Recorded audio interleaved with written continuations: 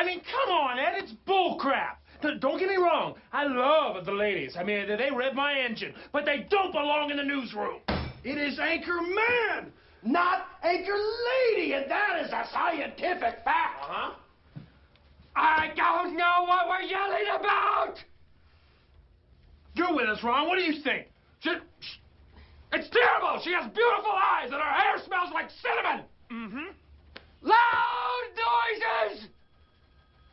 All right, everyone relax. She's not going to take anyone's airtime. I read somewhere that their periods attract bears. The bears can smell the menstruation.